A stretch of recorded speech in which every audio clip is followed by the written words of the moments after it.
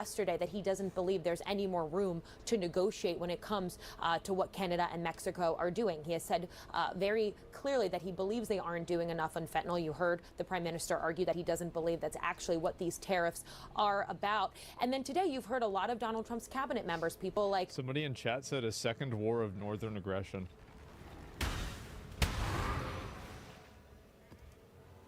Howard Lutner, the Commerce Secretary. You've heard Peter Navarro, a key trade advisor to the president, argue that if they do see some real changes in stemming the flow of migrants and fentanyl from coming over the border, that perhaps these tariffs will be called off.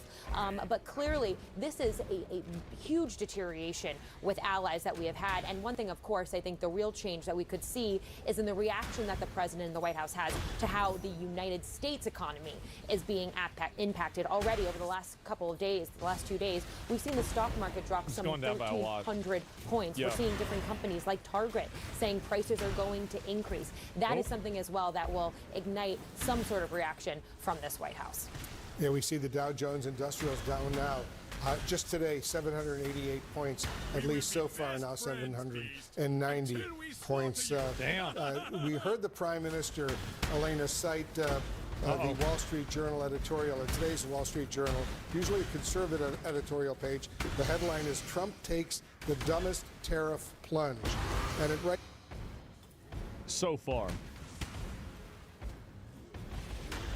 Do you really think that he's not, like, so far, like,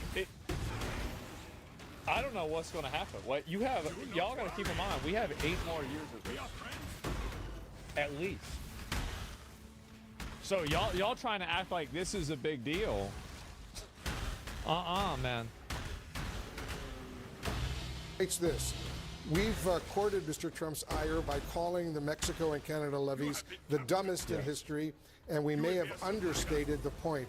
Mr. Trump is whacking friends, not adversaries. And you know, it's interesting because this U.S.-Canada relationship, which has always been so strong, so powerful, has now deteriorated to where this is going on. It's stunning. And he talked about the fact that this is exactly what our adversaries want, to see this deterioration of an alliance that has so much history. Wolf.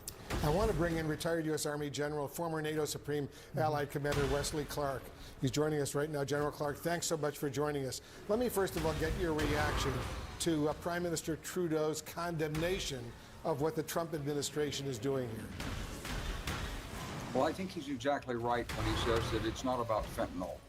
What is it about? What is it about when you want to sever the relationship with your closest ally?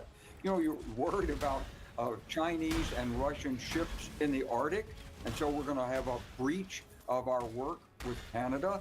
Doesn't make sense. And so when you try to understand this, doesn't make economic sense, doesn't make strategic sense. I think that the way a lot of people see it is they see it that Canada is effectively protected by the United States. And this is the way I think that, like, Trump fans see it, is that Canada, like, enjoys the protection by the United States. And they think that there is, like, an unfair advantage Canada is getting, like they're getting too much out of it and we're not getting enough out of it. And that's the way that they defend it. Now, I'm not even agreeing with this. I'm just saying, like, if I had to assume what those people think, that's probably what they're thinking. Protected from who? I don't know. Russia? Who the fuck knows? I'm just saying that's what they think. Just a break in the way that the U.S. operates. And yes, the market's going down, Wolf, because when you look at something like this, it's not just about the tariffs. It's about the credibility of the United States. It's about the trustworthiness of the president. It's about what kind of leadership he brings to the United States. There were issues in the election. People knew this, but people were concerned about the economy. Let's look at the economy. But I'm concerned about what's happening in global affairs and U.S. security. And when I see what's being done to Canada... I think that a lot of people voted for Trump because they just didn't like the direction the country was going in general, like with, like, woke stuff, with culture, with, the way that like illegal immigration was, the economy, was like everything, right? It wasn't just because of the economy. I think to say it was because of the economy is like very reductive. And again, like that's really what I think it was. I mean, egg prices were a component, but the fact is that I think that really that wasn't the main reason. I don't think so. A nation that's always been our ally. Stuff? When I was NATO commander, I couldn't have gotten any stronger support from any nation than I did from Canada, as strong as the support I had from the United States. And yet, here we are isolating Canada and isolating the United States really from our nearest neighbors. It's a real threat to U.S. security. It's not about fentanyl. It's about how to keep America safe, and this isn't the way to do it. It's hard to believe that this is going on. General Clark of the Wall Street Journal, in that editorial today, Trump takes the dumbest tariff plunge. They also write this: Mr. Trump is whacking friends, not adversaries. I wonder if he's going to increase it now to 50%. And like, you know, you want to talk about some mafia shit? I wonder if he's just going to go immediately to 50%. Double down? Yeah, I don't know. He definitely will. I think there's a high probability.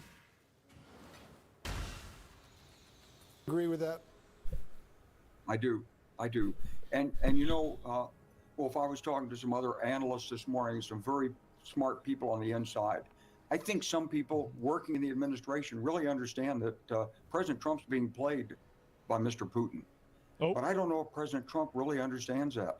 After smashing our relationships with I think that this narrative isn't going to work, even if it's true anymore, because of how much they overplayed this. Like, you know, for like any average voter, it's like in 2016, it was all about how Trump was like got elected because of Russia and all this bullshit. Like, it's just not going to, like, this is like totally DR'd. Completely fucking DR'd. It's not going to work. It's over. People not going to buy into this.